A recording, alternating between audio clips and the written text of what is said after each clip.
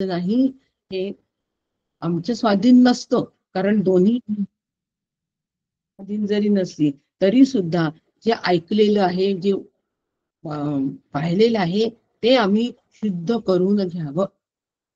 आमच्यासाठी ते शुद्ध करावं.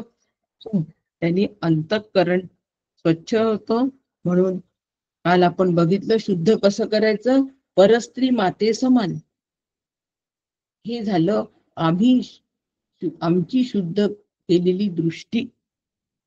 आणि म्हणून जसे लहान मुलं कार्टून पाहतात, पण मोठे माणसं कार्टून ते मनावर घेत नाही, अगदी त्याप्रमाणे आम्ही सुद्धा घरामधली विसंगती न घेता स्वतःला आम्हाला इन्सुलेट करता आलं पाहिजे. ही फार मोठी जबाबदारी आहे.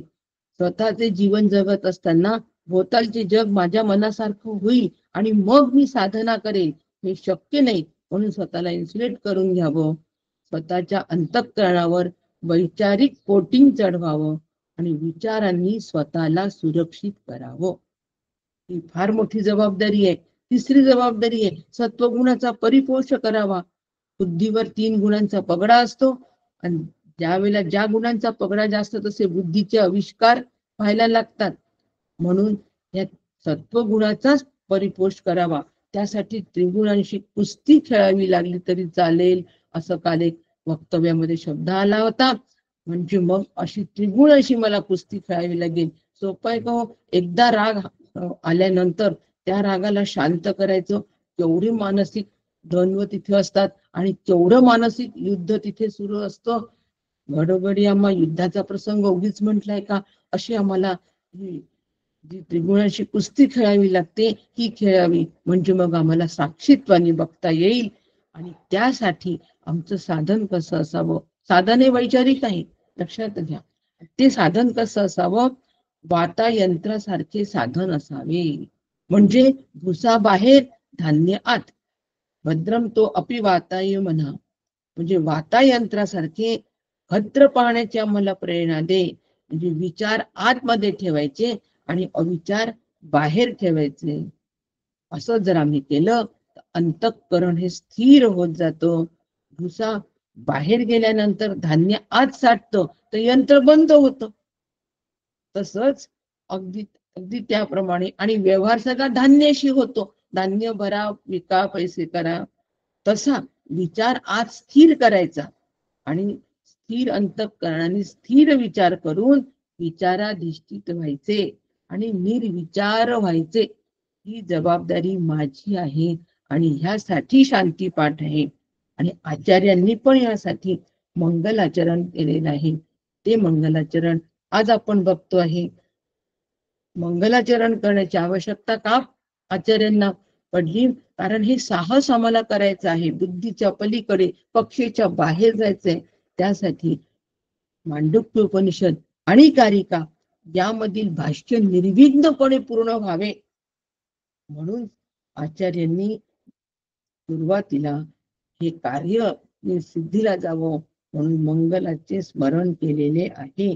आणि म्हणून ह्या शिष्टाचाराला अनुसरून आचार्यांनी ब्रह्मस्वरूपाला वंदन या ठिकाणी आचार्य करत आहे. हे मंगलाचरण आज आपण अधिकारवाणीतून, सुनील काकांच्या वाणीतून श्रवण करू आणि आपली जबाबदारी ओळखून जबाबदारीने यानंतर साधना करण्यासाठी तत्पर राहू. रामकृष्ण.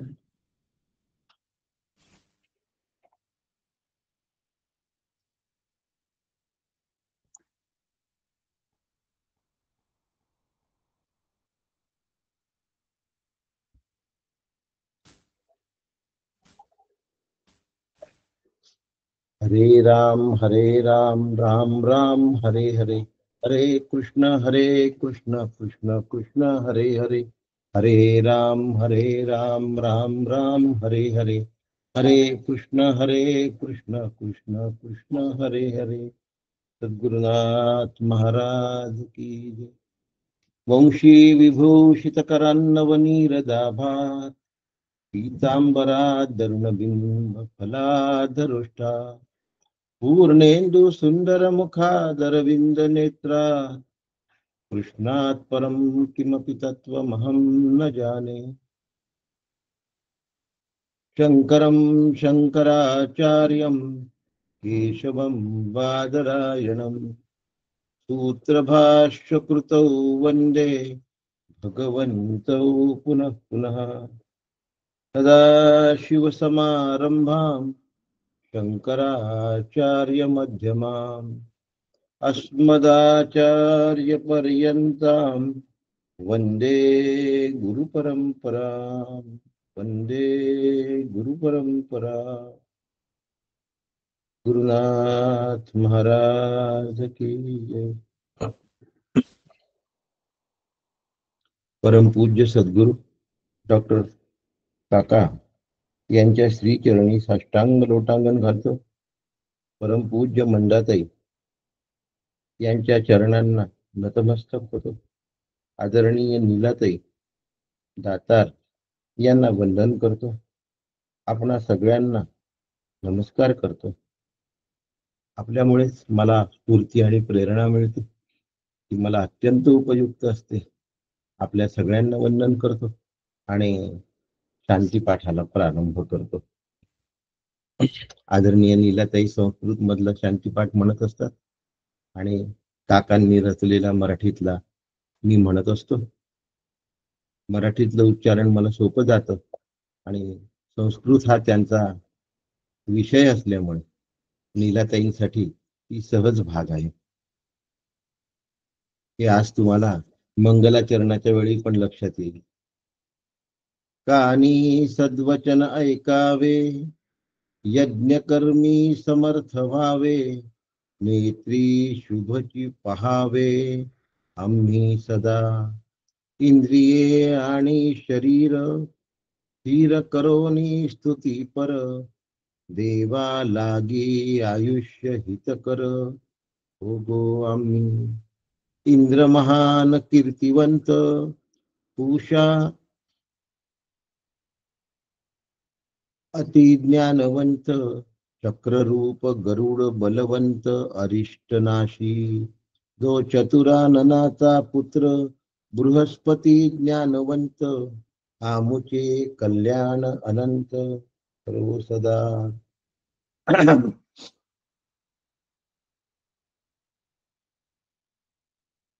विषय सुरू झालाय वक्तव्यापासून.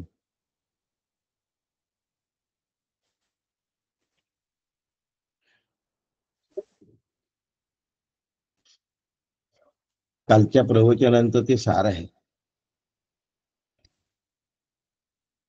परमार्थ करणं हे मोठं धाडस आहे, एक साहस आहे. आणि हे साहस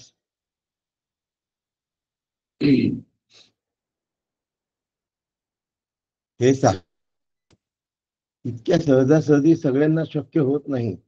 साहस करावंसच नाही वाटत. सगळ्यात महत्वाचं काय आहे, साहस करावंसच नाही वाटत. आणि जर करायला गेलं तर ते इतकं कठीण आहे असं वाटतं की मग पटकन सांगून देतात, आम्हाला की नाही हे खूप कठीण वाटतं, आम्हाला हे कसं जमेल. पण अध्यात्म विद्या ही केवळ शब्द पांडित्याने जमणारी विद्या नाही. त्याला श्रद्धेची जोड पाहिजे, त्याला समर्पणाची जोड पाहिजे, त्याला भावजागृतीची जोड पाहिजे. आणि या व्यतिरिक्त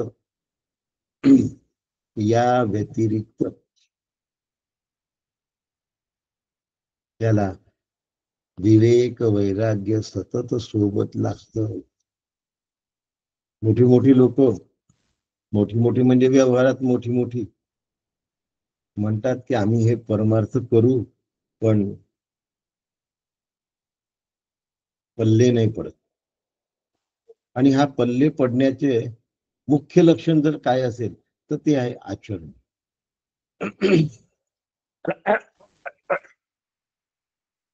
मला हे आचरण साधतं आहे का, आणि हे आचरण मला साधावं यासाठी भगवत पूज्यपाद श्रीमदाद्य शंकराचार्य यांनी मंगलाचरण केलंय. काय केलंय? मंगलाचरण. मंगल आणि आचरण. मंगल कशाला म्हणतात आणि आचरण कशाला म्हणतात याचं स्पष्टीकरण आज आपण बघू. म्हणजे आपल्याला हे साहस आहे हे कळेल, हे धाडस आहे हे कळेल. परमार्थ कोणाही कडून होणारी गोष्ट नाही. फार मोठं भाग्य लागतं परमार्थ करावंसं वाटलं. महत् भाग्य लागतं सद्गुरूंना प्राप्त करावंसं वाटून ते प्राप्त करून घेणं. कारण मग नुसते सद्गुरू आहेत असं आपण समजतो, पण सद्गुरूंकडून अधिकृत अनुग्रह आम्ही घेतलेला नसतो. तो घ्यावासा वाटणं महत्भाग्य आणि परमभाग्य आहे. त्यांनी सांगितल्याप्रमाणे माझं आचरण करणं.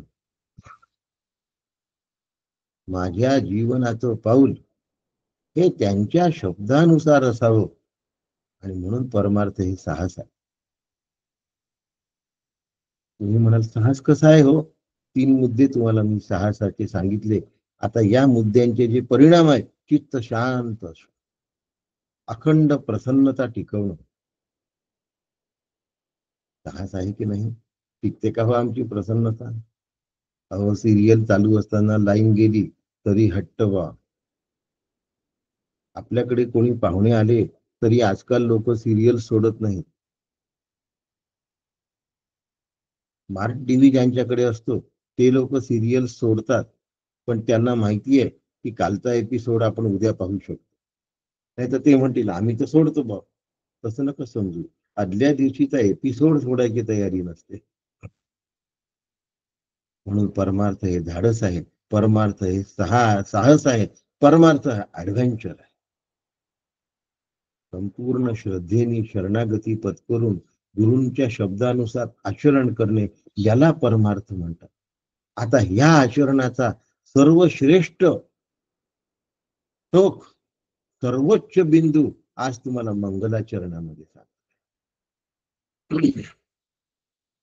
सर्व शांती पाठानंतर जगद्गुरु श्रीमद आद्य शंकराचार्यांनी संगती भाष्य लिहिलं आहे. पण मांडुक्य हे असं उपनिषद आहे की ज्यामध्ये आचार्यांनी मंगलाचरण केलं. आचार्यांना मंगलाचरण का लिहावं लागलं आणि का लिहावंसं वाटलं आणि या मंगल आचरणामध्ये काय आहे?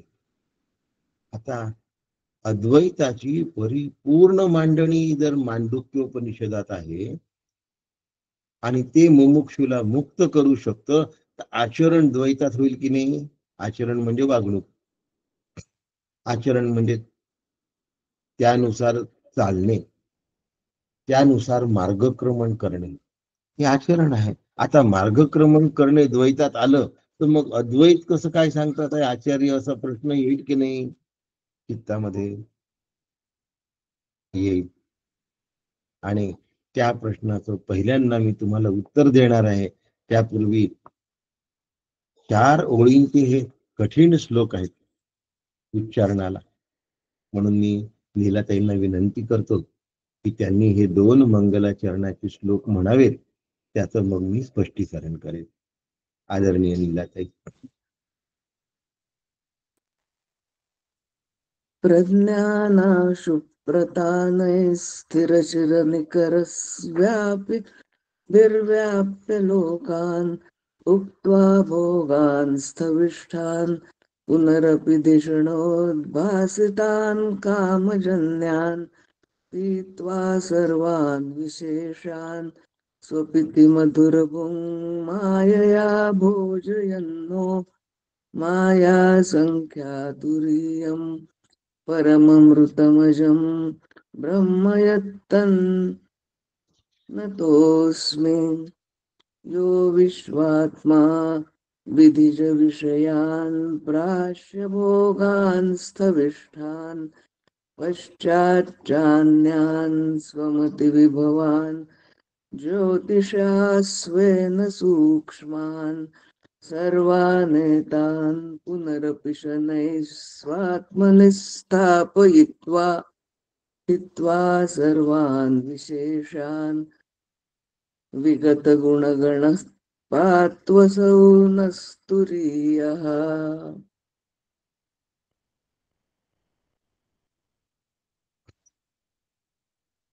आचरण करणं, वाटचाल करणं, द्वैत सुरू झालं की आणि हे तर मंगल आचरण आहे. हे सगळ्यात मंगल आचरण आहे. आणि म्हणून ब्रह्म यत्तत नतोस्मी या मंगलाचरणाच्या पहिल्या मंत्राचा शेवट काय आहे? ब्रह्म यत्तत नतोस्मी. अहमला अस्मी म्हणतात, आपण काल पाहिलं. जगताला अस्ति म्हणतात, हे पण आपण यापूर्वी पाहिलं आहे. मग त्यावेळेला ते म्हणतात की ज्याला नमस्कार करायचा, आचार्य ब्रह्माला नमस्कार करतात. काय झालं? हा विरोधाभास झाला. त्याला काकांचा शब्द आहे,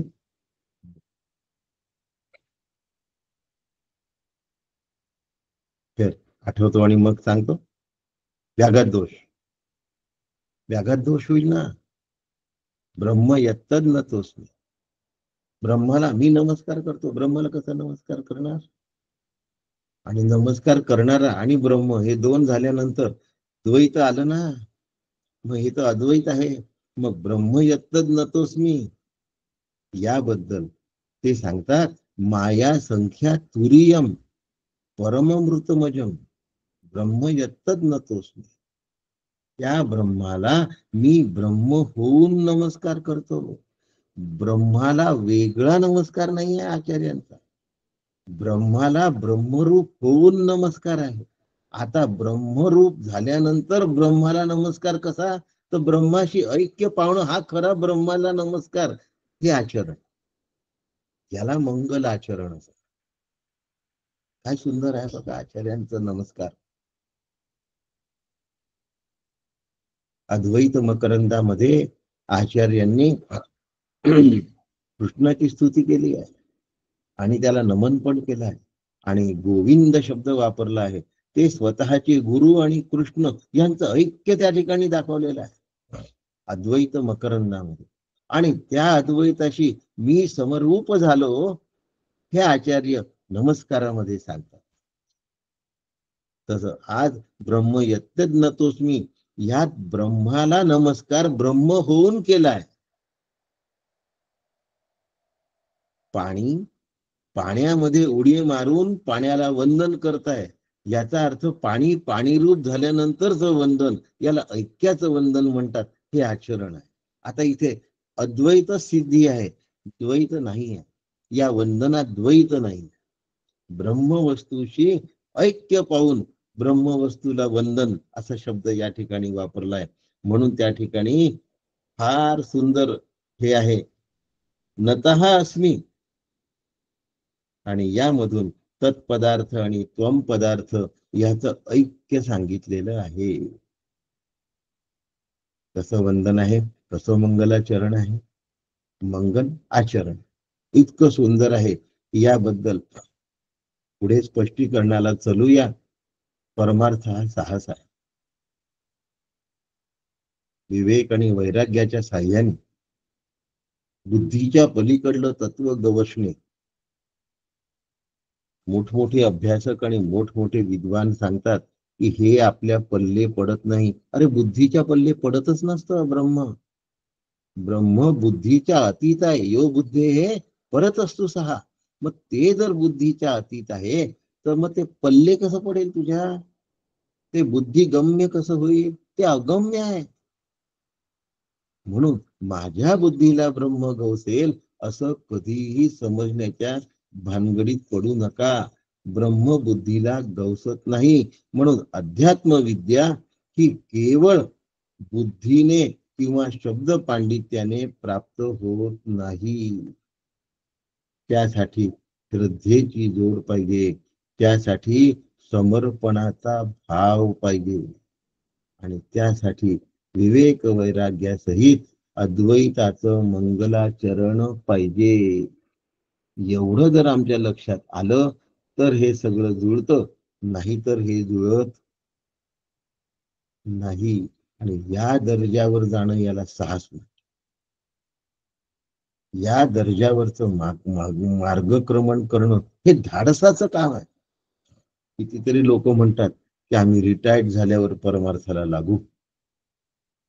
आणि मग म्हणतात एवढे दिवस जे कमावून ठेवलं ते कुठेतरी फिरलो पाहिजे, काही जग पाहिलं पाहिजे. राहिला परमार्थ.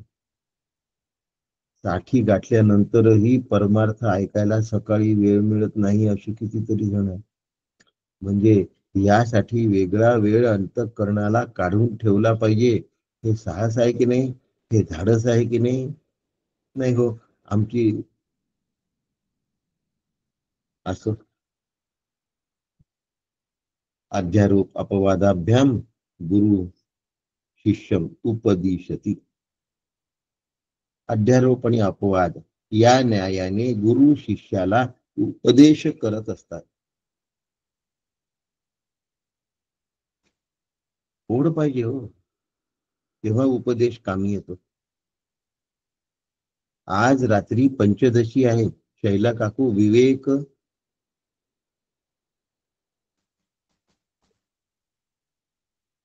तत्वविवेक प्रकरण घेणार आहे.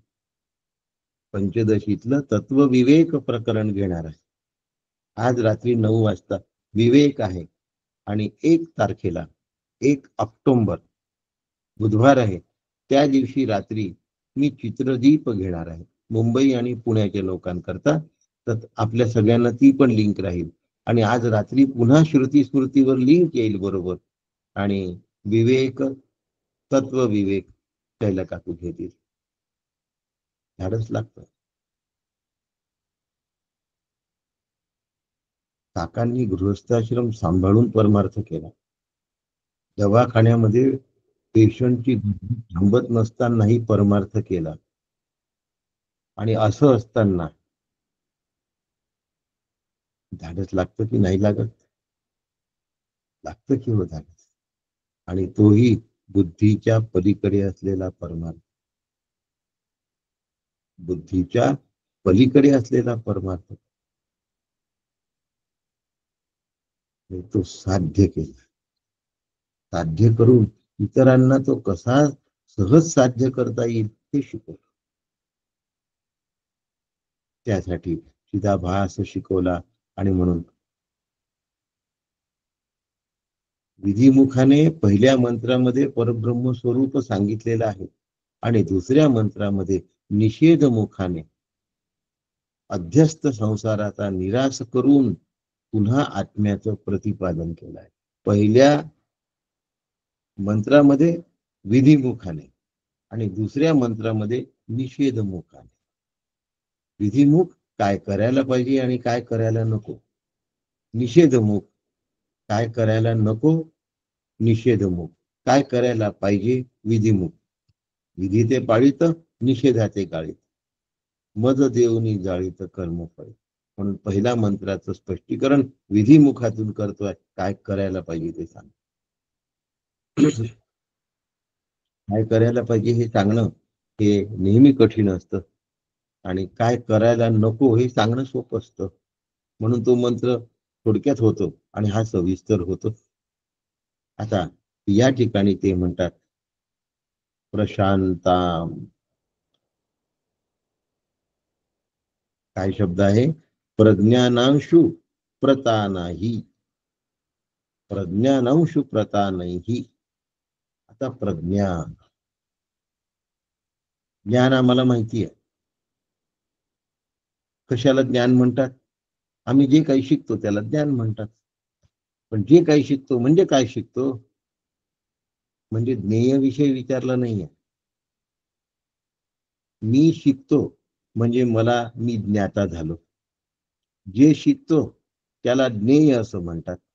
बॉटनी शिकतो आहे, केमिस्ट्री शिकतो आहे, बायोलॉजी शिकतो आहे, कॉमर्स अकाउंटन्सी शिकतो आहे. अकाउंटन्सी हा ज्ञेय विषय झाला. शिकणारा मी हा ज्ञाता झाला. आणि अकाउंटन्सीचं जे ज्ञान त्याला ज्ञान असं म्हणतात. म्हणजे मी जे काही मिळवतो त्या ज्ञाता, ज्ञेय आणि ज्ञान या 3 गोष्टी असतात. याला ज्ञान असं म्हणतात. मग प्रज्ञान कशाला म्हणतात? ज्या त्रिपुटी नसते त्याला प्रज्ञान असं म्हणतात. ज्ञाता, ज्ञेयाला जाणून ज्ञेय रूप म्हणजे चैतन्य स्वरूप होतो, त्याला प्रज्ञान असं म्हणतात. म्हणून पहिलं महावाक्य आहे ऋग्वेदाचं, प्रज्ञानम ब्रह्म. आता ज्ञान आणि प्रज्ञानामधला फरक कळला. ज्ञानामध्ये त्रिपुटी आहे, ज्ञाता ज्ञेय ज्ञान, ध्याता ध्येय ध्यान. पण प्रज्ञानामध्ये त्रिपुटी नाही आहे. प्रज्ञानामध्ये हा जो ज्ञाता आहे हा ज्ञान रूप झालेला आहे, म्हणून प्रज्ञानम ब्रह्म. आता हे जे आहे ते म्हणतात प्रज्ञानांश प्रतानैहि. आता या प्रज्ञानाचा अंश म्हणजे किरण, चैतन्याचे किरण. आता ब्रह्माचे किरण नाही म्हणता येणार. चैतन्याचे किरण सुद्धा असतात का हो? उत्तर नाही असं आहे. पण समजवण्यासाठी त्याला किरण म्हणायचं आणि त्या किरणाचं नाव चिदाभास असं आहे. चैतन्याचे किरण म्हणजे चैतन्याचा भास. प्रकाशाशिवाय सूर्य कळतो का हो? नाही कळत. सूर्य उगवला म्हणजे ऊन आलं म्हणून समजतो. ऊन आलं म्हणजे सूर्य उगवला, मग आपल्याला जाऊन बघावं नाही लागत की सूर्य उगवला का. तसं प्रज्ञानंश, ऊन हा सूर्याचा अंश आहे म्हणूया बरं का. याला चिदविलासवाद असं म्हणतात. वस्तू आणि वस्तूची प्रभा. सूर्याची प्रभा ऊन आहे, सूर्याची प्रभा उष्णता आहे, सूर्याची प्रभा गोलाकार आहे. आत्म्याची प्रभा चिदाभास आहे. आत्म्याची प्रभा चिदाभास आहे. मग आता सूर्य साकार असल्यामुळे सूर्याला उष्णता, गोलाकार आणि प्रकाश हे 3 गुण आहेत. आत्मा निराकार असल्यामुळे चिदाभासाला कुठलाही गुण नाही, कारण तो चैतन्याचं किरण आहे. आता 12वी सुरू झाले बरं का. त्याला कुठलाही गुण नाही. सद्गुरूंपाशी का जावं लागतं हे तुम्हाला हळूहळू कळायला लागेल. आपल्या बुद्धीने होणारं काम नाही आहे. सर्वत्र चिदाभास, चैतन्याचा विस्तार.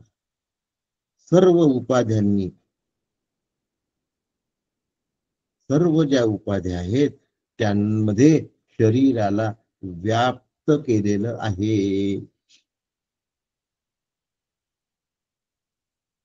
पुन्हा पुन्हा सांगतो, वृक्षामध्ये चैतन्य आहे म्हणून वृक्षाची वाढ आहे. चैतन्याचं प्रगटीकरण आहे. मनुष्यामध्ये चैतन्य आहे, पशु पक्षी यांच्यामध्ये चैतन्य आहे आणि तो चिदाभास आहे. पण दगड,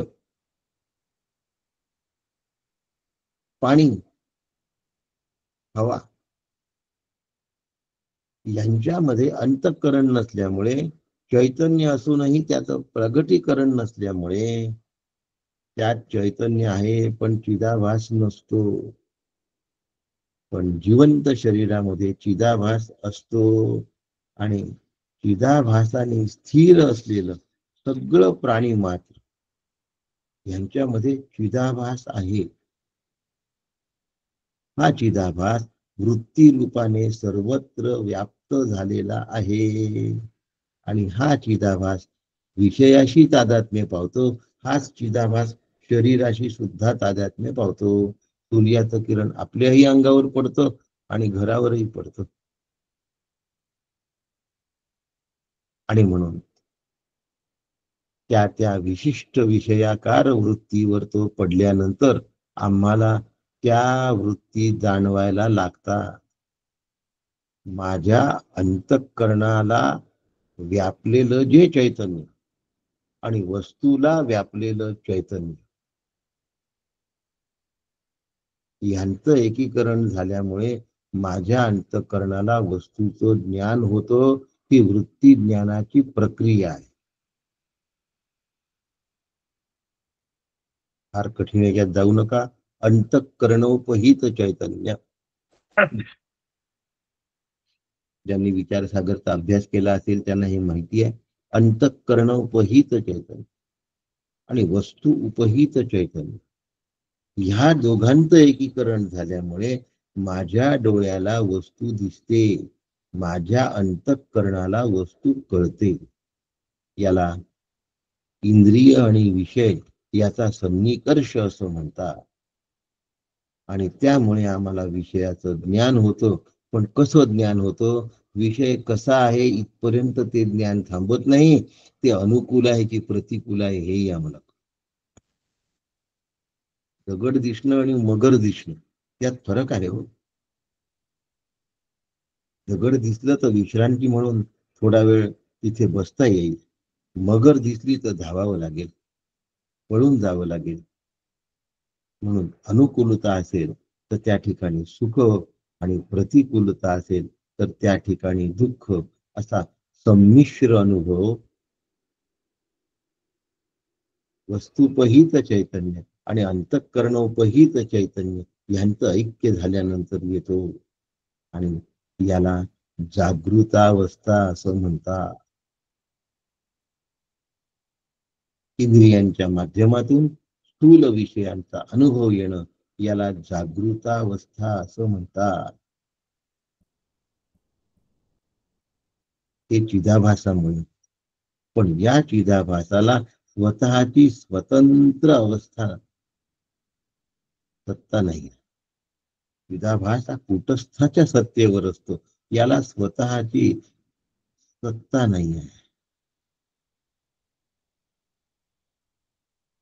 आणि तो त्या ठिकाणी एक रूप झाल्यामुळे सच्चेत न बाधेत सत्वस्तूचा कधीही निराश होत नाही. म्हणून कुटस्थाचा निराश होत नाही. चिदाभास असतो आणि नसतो. म्हणून चिदाभास कसा आहे? भासमान आहे. उघडला यापूर्वी 1, 2, 3 वेळा चिदाभास समजावून सांगितलं आहे. मीही समजावून सांगितलं आहे. शैला काकूंनी समजावून सांगितलं आहे.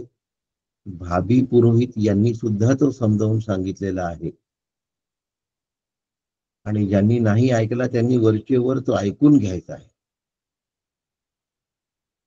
मग आता अंतःकरणोपहित चैतन्य आणि वस्तुपहित चैतन्य ज्या वेळेला एकत्र येतं तेव्हा आम्हाला वस्तूचं ज्ञान होतं. त्याला जागृत स्वरूपाची अवस्था असं म्हणतात. त्याला जागृतावस्था असं सुद्धा म्हणतात.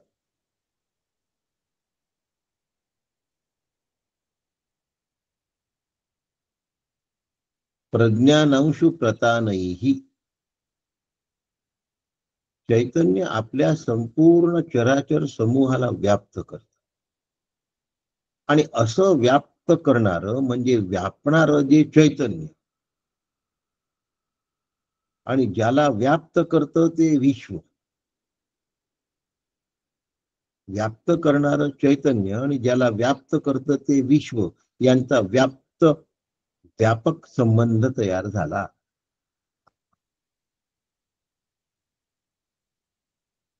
आता व्याप्य व्यापक संबंध म्हणजे काय? भांड्यामध्ये पाणी व्यापलं, भांड्यामध्ये पाणी व्यापलं, भांड व्याप्य झालं, पाणी व्यापक झालं. व्याप्य आणि व्यापकामध्ये भांड आणि पाणी अशा दोन वस्तूंची गरज पडली. आणि द्वैताची सिद्धी झाली. चिदाभास जगतामध्ये ज्या वेळेला व्यापतो त्यावेळेला आम्हाला जगताचं भान होत असलं तरीही जगत वस्तुतः अस्तित्वातच नसल्यामुळे आमचा व्याप्य व्यापक संबंध नाही, नाही आणि नाही. मला माहिती आहे हे कठीण जाणार आहे. तरीही आपण दुसरं उदाहरण घेऊ. अग्नी आणि लोखंडाचा गोळा.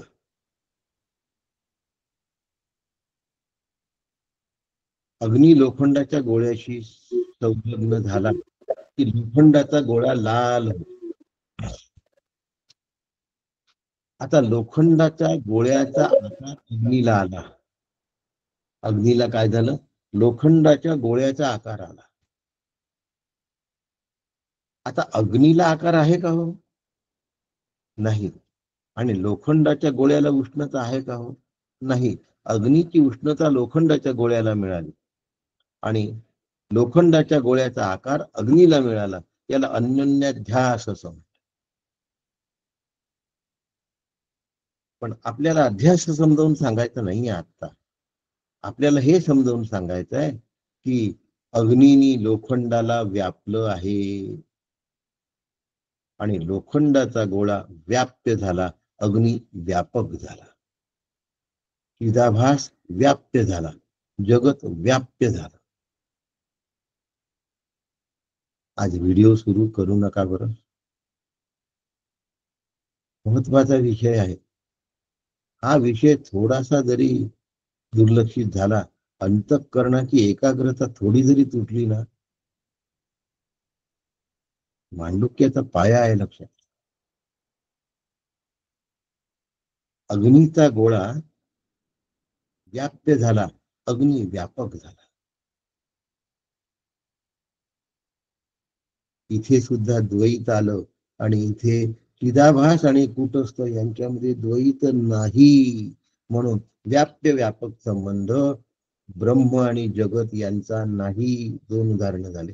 मग आता घट आणि मृत्तिका असा संबंध आहे का? तर घट हे कार्य आहे आणि माती हे त्याचं कारण आहे. घट हे कार्य आहे आणि माती हे त्याचं कारण आहे आणि ब्रह्म हे जगताचं कारण नाही. त्याच्यामुळे ब्रह्म आणि जगत यांच्यात कार्यकारण संबंध नाही.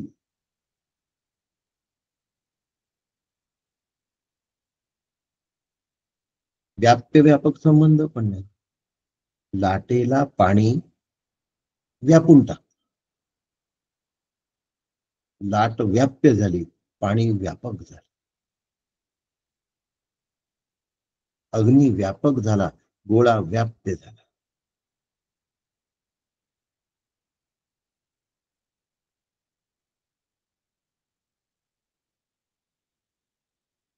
आणि द्वैत सिद्धी होते. इथे व्याप्य व्यापक संबंध नाही, कारण चैतन्यामध्ये द्वैताचा अत्यंत अभाव आहे. मयाध्यक्षेण प्रकृती सूयते सचराचरम. प्रकृती माझ्या अधिष्ठानावर.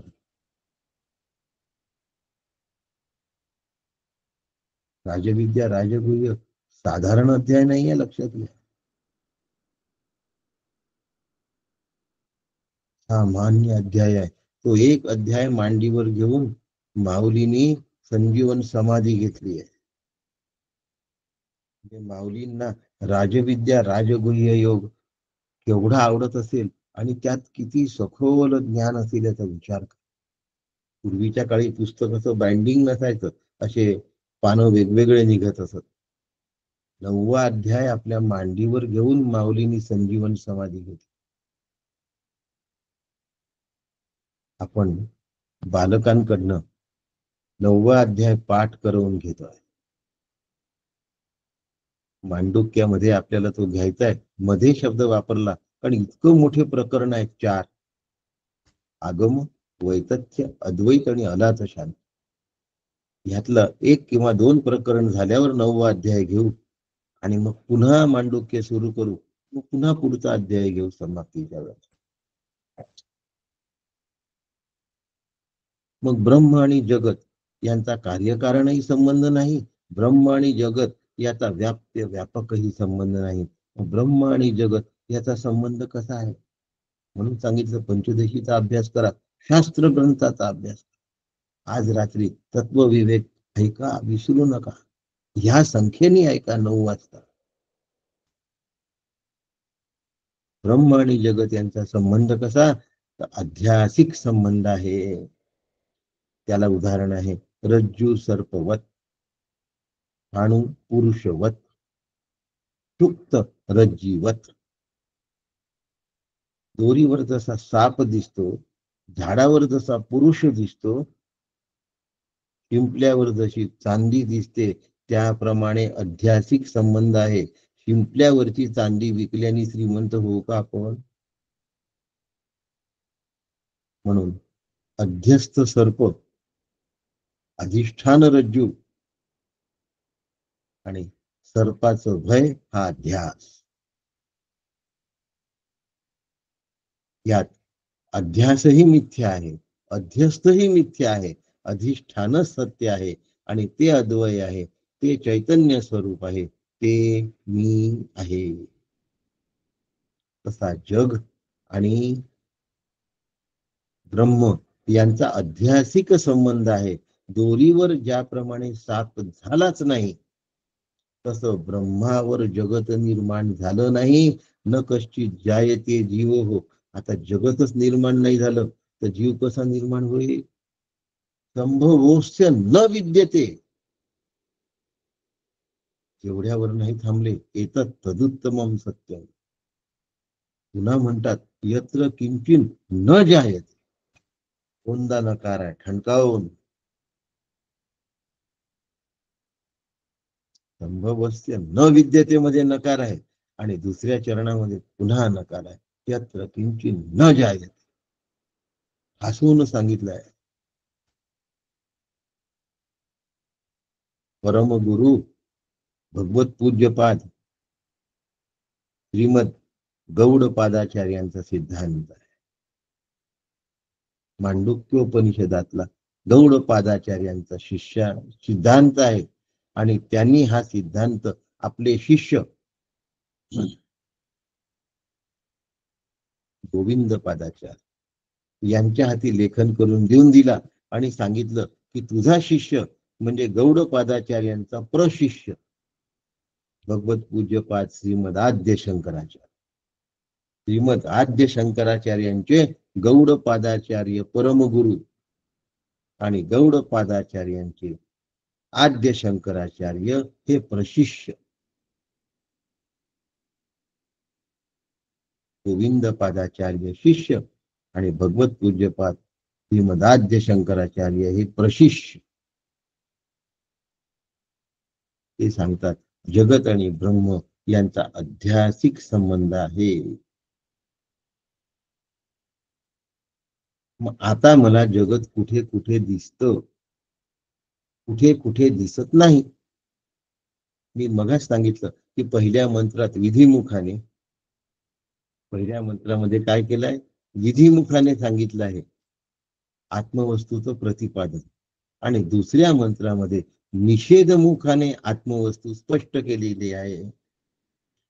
आता विधिमुखाने म्हणजे काय? आत्मवस्तू कशी आहे, कशी आहे, कशी आहे, विधिमुखाने सांगतात. आपला मुद्दा विधिमुखाचा आहे, निषेधमुख नंतर होत आहे. विधिमुख कसा आहे? तर हा चिदाभास सगळ्या जगतामध्ये पसरला, माझ्या अंतःकरणामध्ये आला आणि अंतःकरण आणि जगत यांचा सन्निकर्ष झाला, विषय आणि इंद्रिय यांचा सन्निकर्ष झाला आणि मला जगत सत्य वाटायला लागलं. जेव्हा जगत सत्य वाटतं तेव्हा त्याला जागृती असं म्हणतात. जेव्हा जगत सत्य वाटतं तेव्हा त्याला जागृती असते. हे मंत्र सगळ्यांना कळावे अशी आदरणीय नीलाताईंची इच्छा होती, म्हणून त्यांनी काल व्हॉट्सअप ग्रुपवर टाकले. त्यासाठी मला विचारणा पण केली, जी करण्याची गरजच नव्हती. त्यांना तो अधिकार आहे. आणि अन्य ग्रुपवर पराग देवांनी ते टाकलं. आणि म्हणून विधिमुखाने सांगणं म्हणजे आत्मवस्तूचं प्रतिपादन कसं केलं हे सांगणं आहे. आता जेव्हा ते अंतःकरण चिदाभास युक्त जगताशी वस्तुपहित चैतन्याशी ऐक्य पावतं त्यावेळेला आम्हाला जगत दिसतं. याला जागृती असं म्हणतात. जागृती.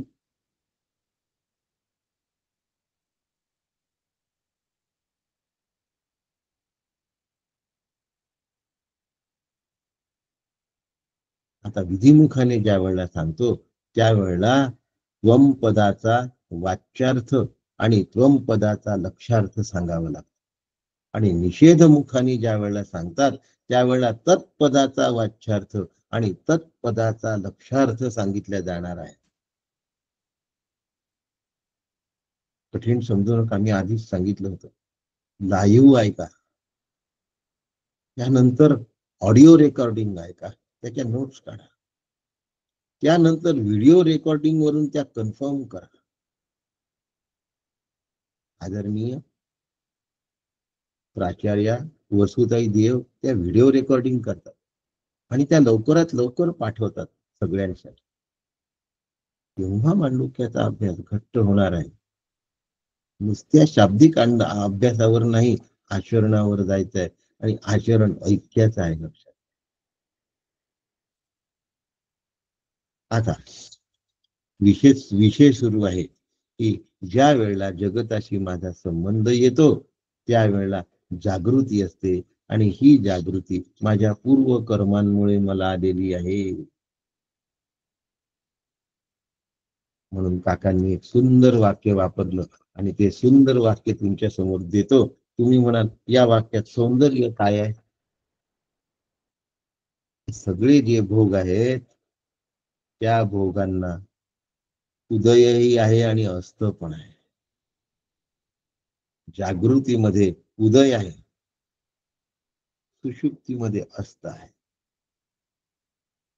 दिवसभरातले भोग भोगून संपले, आम्ही भोग शब्दाचा अर्थ कटकटीच घेतो, हा वेगळा भाग आहे.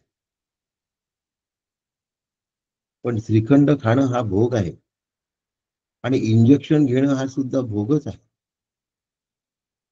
आणि या दोन्ही भोगांमध्ये अनुकूल प्रतिकूल आपण करून घेतलाय. अनुकूलता पण खरी नाही आणि प्रतिकूलता पण खरी नाही. कातडीच्या वरच्या टोकाला जेव्हा इंजेक्शन लागतं, सुई लागते, त्यावेळेला त्रास होतो. पण ती आतमध्ये जेव्हा मांसामध्ये जाते तेव्हा काही त्रास नाही होत. त्याला प्रतिकूल म्हणा अनुकूल म्हणा, नाही होत आहे ना त्रास. फक्त पहिला टोकच टोचताना त्रास होतो, आतमध्ये नाही होत त्रास जाताना. मग त्याला प्रतिकूल कशाला म्हणायचं? पण अनुकूल संवेदनीय सुखम, जिथे मला सुख वाटतं त्याला मी अनुकूलता असते म्हणून सुख वाटतं, प्रतिकूलता वाटते म्हणून दुःख.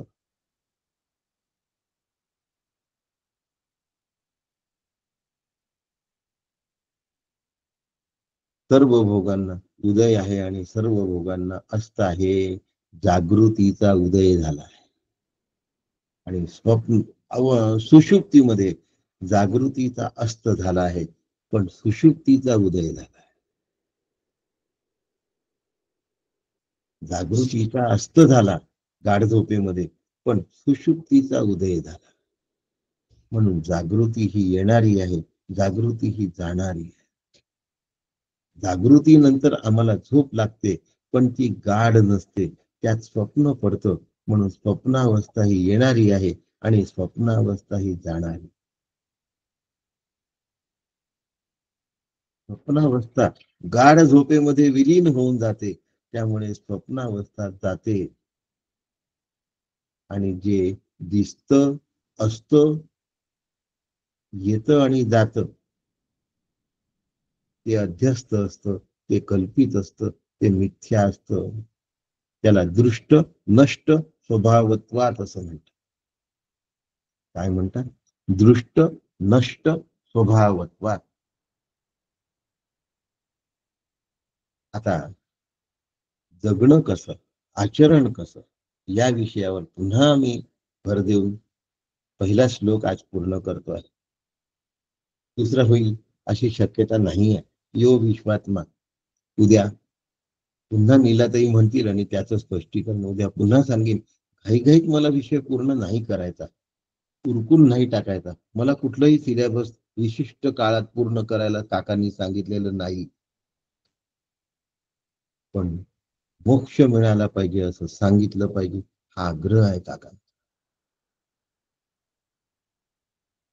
त्यामुळे कोण किती वेळात करतो हा माझा विषय नाही, सगळ्यांना समजेपर्यंत मला सांगायचं आहे. म्हणून आवर्जून सांगतो, नीलाताईंच्या शांती पाठापासून राहा.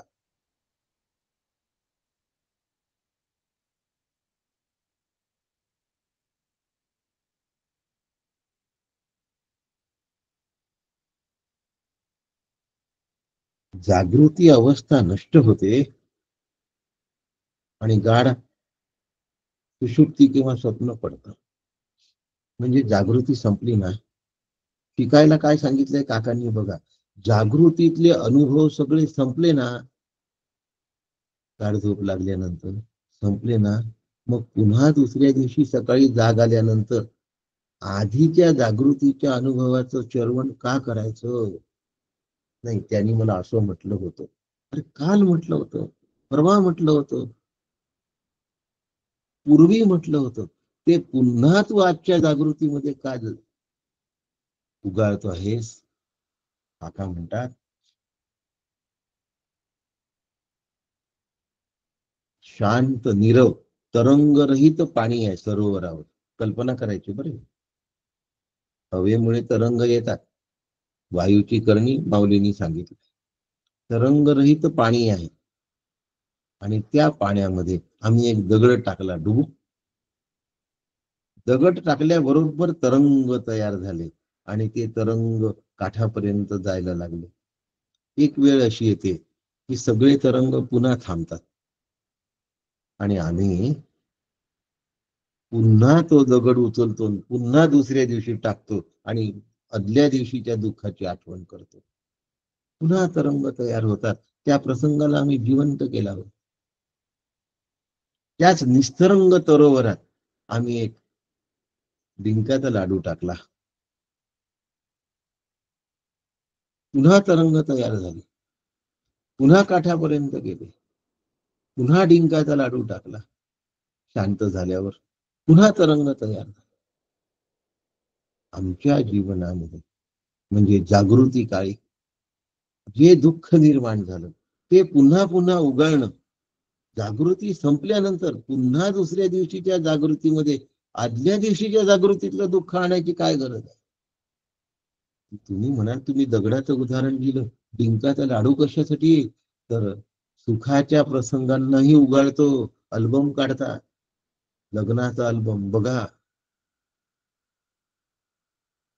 लग्नाचा अल्बम बघा.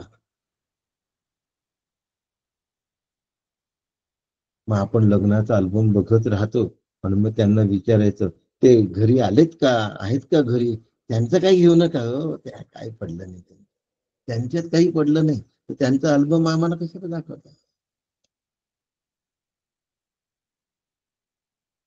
सुखाच्या प्रसंगालाही पुन्हा पुन्हा उगाळणे, अल्बम दाखवून, आणि दुःखाच्या प्रसंगालाही पुन्हा पुन्हा उगळणे म्हणजे पाण्यामध्ये दगड टाकणे किंवा डिंकाचा लाडू टाकणे. काका म्हणतात, जागृतावस्था संपली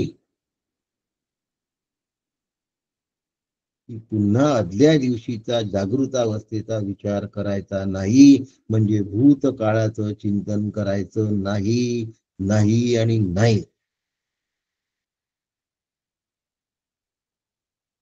साधकांनी स्वतःला किती जपलं पाहिजे हे बघा. आज घडलेला दिवसभरातला प्रसंग आज झोपण्यापूर्वी मी सोडून द्यायचा आहे डोक्यातनं. नलिफाय करणं म्हणतात. ऍसिड जर जास्त निर्माण झालं तर त्या ठिकाणी अल्कली टाकल्या जाते आणि अल्कली ऍसिडला नलिफाय करते. न्यूट्रल. तसं माझ्या जीवनात घडलेला प्रसंग त्याच क्षणी जर मी नलिफाय करू शकलो, म्हणजे डिफ्यूज करू शकलो, तर तो प्रसंग मला पुन्हा त्रास देतच नाही. विसरता आलं पाहिजे. विसरणं ही सुद्धा एक कला आहे. विस्मरण ही कला नाही आहे. विसरणं, स्वतः विसरण्याची प्रक्रिया करणं ही कला आहे. त्या गोष्टीची तीव्रता जर आम्ही काढून टाकली तर त्या गोष्टीला आम्ही विसरू शकतो. सकाळपासून रात्रीपर्यंत 100 घटना घडल्या असतात, त्यातल्या आम्हाला 4च अंतःकरणावर कोरल्या जातात, 96 नाही कोरल्या जात. त्या 96 विसरल्या जातात आणि इथे 4 आम्हाला विसराव्या लागतात. त्या ज्या 96 आहेत त्या विस्मरणात गेल्या आणि 4 आम्हाला विसरायच्या आहेत, त्याला नलिफाय करायचं. अभ्यास मांडुक्याचा कशासाठी करतो? मी अद्वय ब्रह्म आहे. अद्वय ब्रह्म आहे तर जगताचे तरंग चित्तावर ओरखडे पाडता कामा नये, म्हणून आजची जागृती आजच संपा. पण आमचं काय आहे? आज भेंड्याची भाजी केली आणि उद्या पुन्हा भेंड्याची भाजी केली, तेच तेच रोज रोज. आम्ही काही विसरत नाही काल काय खाल्लं. 15 दिवसापूर्वी खाल्लेलं पक्वान आज केलं तर तसं हे झालं नाही असं म्हणायला आम्ही तयार आहोत. त्या 15 दिवसापूर्वीच्या पक्वान्नाला आम्ही जिवंत ठेवलाय, प्रसंगांना आम्ही जिवंत ठेवलाय, जागृतीला आम्ही जिवंत ठेवलाय. ओंकारातला जागृतीचा निर्देशक आहे. या जागृतीचं मला विस्मरण झालं पाहिजे. आत्ताच्या आत्ता याला बाध करणे असं म्हणतात. मी म्हटलं ना, आज मंगलाचरणाचे 2 श्लोक नाही होऊ शकत, एकच श्लोक होतोय. साधकांनी स्वतःला किती घडवलं पाहिजे हे काकांनी सांगितलंय. आणि जोपर्यंत मी स्वतःला घडवत नाही, तोपर्यंत वाचलेलं जे असतं ते पुस्तकातच राहतं. पुस्तकस्तु या विद्या परहस्तगतम धनम, कार्यकाले समुत्पन्ने. या वेळेला प्रसंग निर्माण होतो. न सा विद्या न तद्धनम. तू मला नाही मदत कर. पुस्तकात लिहिलेलं मला समजलं पाहिजे, समजलेलं माझ्या आचरणात आलं पाहिजे. जागृती चिदाभासामुळे भासते आहे, भासते आहे. जगत हा भास आहे. जगतातले प्रसंग, घडामोडी, डिंकाचा लाडू दगड, घडामोडी, ते घडतं ते मोडतच.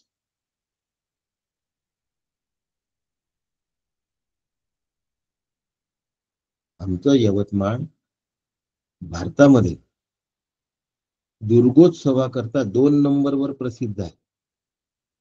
पुण्यामध्ये जसे गणपती प्रसिद्ध आहेत, तसं यवतमाळ दुर्गोत्सवाकरता प्रसिद्ध आहे. बंगाल नंतर मोठा दुर्गोत्सव यवतमाळमध्ये होतो.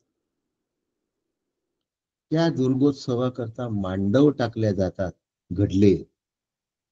दुर्गोत्सव झाल्यानंतर ते मांडव काढावी लागतात, मोडले. घडामोडी. देहाचा जन्म घडणं आहे आणि जे घडणं आहे ते मोडणं आहे. कोणाच्या देहाचा? माझ्या. पाण्यावरचा बुडबुडा घडला आणि पाण्यावरचा बुडबुडा मोडला तर आम्ही रडत नाही. तसा आत्मस्वरूपावरचा देह हा घडलेला बुडबुडा आहे आणि देह हा संपलेला बुडबुडा पण आहे. मग तो संपत असताना रडण्याची गरज आहे का? आणि ही गरज जाही हे जागृतीमध्ये आम्हाला कळलं पाहिजे. यासाठी मांडूक्य उपनिषदाचा अभ्यास. नुसतं ऐकून होणार नाही, ते मोडता आलं पाहिजे. इथे मुश्किल आहे. मुश्किल असल्यामुळे माझ्या हातात ब्रह्मतत्व लागत नाही. कारण पूर्वजन्मीच्या वासना मला लवकर तसं करू देत नसतात.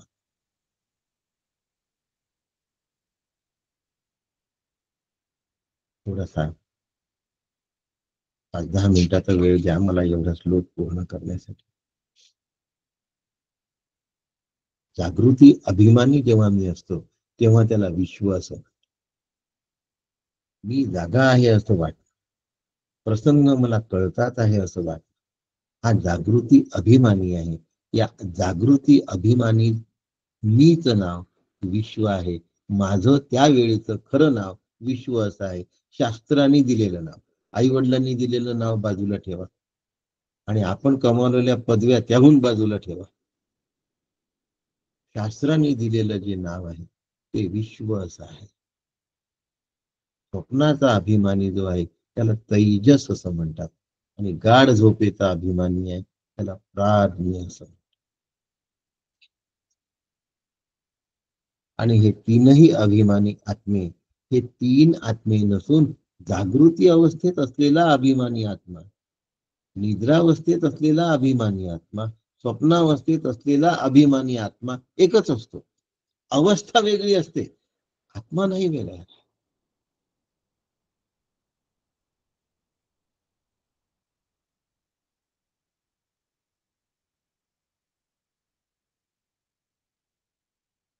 माठातलं फ्रीज मधलं मिळालेलं गार पाणी मायक्रोवेव्ह मध्ये गरम करून दिलेलं गरम पाणी, लिंबू मीठ साखर घातलेलं सरबत पाणी, काय शब्द वापरला मी? लिंबू मीठ घातलेलं सरबत पाणी, तिन्ही पाणीच आहेत. या तीन मधल्या पाणीपणामध्ये काही फरक नाही आहे.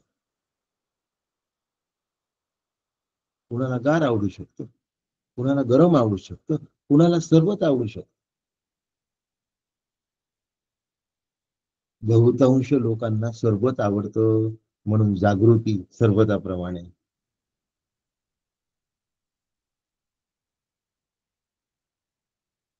स्वप्नावस्था कधी आवडते आणि कधी नाही आवडत. जागृतावस्था नेहमी आवडत असते. दुसऱ्याच्या वागण्याचा परिणाम झाला की नको वाटतं, कटकट वाटते. माणसाला झोपावं नाही वाटत. झोप ही माणसाची गरज आहे. तर नको, तर ती जागृतीचा शीण नको. तर पूर्वजन्माच्या कर्मानुसार आम्हाला झोप लागत असते, हे विसरू नका. तो विषय पुन्हा घेणार आहे आणि पुढे येणार पण आहे. जागृती, स्वप्न, सुषुप्ती, तसं देहाला जन्म, जरा आणि मरण असतच. आता उत्पत्ती आणि नाश म्हणजे जरा, जन्म आणि मरण, उत्पत्ती जन्म आणि नाश हे मरण. अशा पद्धतीने आम्हाला याचा विचार करायचा आहे, पण नाराजीने नाही विचार. परमार्थ हा खुमखुमीचा विषय नाही आहे. परमार्थ ही माझी गरज असली पाहिजे, आणि जोपर्यंत ही माझी गरज ठरत नाही तोपर्यंत तो पाहिजे तसा माझ्या आचरणात येत नाही. मग जागृत, स्वप्न, सुषुप्ती या तीनही अवस्था चिदाभासाच्या आहेत, जीवाच्या आहेत, चैतन्य स्वरूपाच्या नाही. म्हणून जागृती कल्पित आहे. जागृती, स्वप्न जसं कल्पित आहे आम्ही मानतो. गाढ झोप अज्ञानजन्य आहे म्हणून कशी आहे हे मान्य नाही समजत आम्हाला. पण जागृती ही कल्पित आहे हे आम्हाला पटत नाही. आणि ती आम्हाला पटवून घ्यायची आहे. ती चैतन्याच्या अधिष्ठानावर आहे, आणि हे चैतन्य मायेच्या अतीत आहे, म्हणजे पलीकडे आहे. हे चैतन्य तीन अवस्थांच्या अतीत आहे, म्हणजे पलीकडे आहे. आणि म्हणून याला चतुर्थ असं म्हणतात, किंवा याला तुरीय असं म्हणतात. जागृती अभिमानी आत्मा विश्व, स्वप्न अभिमानी आत्मा तैजस, सुषुप्ती अभिमानी आत्मा प्राज्ञ, आणि या तीनच्या अतीत असलेला जो आत्मा, त्याला तुरीय असं म्हणतात. त्यालाच ब्रह्म असं म्हणतात. तो मी आहे. तो या तीनही अवस्थांचं अधिष्ठान. म्हणून तुरीय ही चतुर्थावस्था तीन अवस्थांच्या अनुषंगिक म्हणावी लागते. तशी ती अवस्था नाही आहे, ती स्थिती आहे. पण जागृतीला अवस्था म्हटलं, स्वप्नाला अवस्था म्हटलं, सुषुप्तीला अवस्था म्हटलं, म्हणून तुरीयला चतुर्थावस्था म्हणतात. निर्गुण निराकार चैतन्य स्वरूपाला नाव काय देणार? चतुर्थ म्हणणार, तीनच्या अनुषंगिक तुरीय म्हणणार, बस. अशा पद्धतीने या चौथ्या चरणाचा म्हणजे तुरीय ब्रह्माचा आम्हाला काय करायचा आहे? अभ्यास करायचा आहे ओंकाराच्या माध्यमात. ओंकार केवढा श्रेष्ठ आहे बघा. ओंकार परब्रह्म आहे. ते सांगेन. आज मी तुम्हाला विधिमुखातून आत्मवस्तूचं प्रतिपादन करून सांगितलं, आणि त्वम पदाचा वाच्य आणि त्वम पदाचं लक्ष काय आहे, या दोनही गोष्टी याच्यामध्ये अनुस्यूत झाल्या आहेत. काही अडचणी असतील तर व्हॉट्सअपवर टाका, ग्रुपवर. उद्या मी निषेधमुखाने तत्पदाचा वाच्य आणि तत्पदाचं लक्ष मंगलाचरणाच्या दुसऱ्या मंत्रामधून सांगणार आहे, ज्याने विश्वात्मानी सुरुवात होते. तो दुसरा मंत्र मंगलाचरणाचा आपण उद्या सकाळी बघूया. आपल्या सगळ्यांना वंदन करतो. पहिल्या शांतीपाठापासून राहा मन नीलाताईंच्या, म्हणून हे आपल्याला फायदेशीर ठरेल. आपल्या सगळ्यांना वंदन करतो. आज रात्री 9 वाजता विवेक पंचदशी याची लिंक आपल्याला मिळणार. आठवणीने जॉईन व्हा. रामकृष्ण हरी. आज रात्री 9 वाजता. रामकृष्ण हरी. रामकृष्ण रामकृष्ण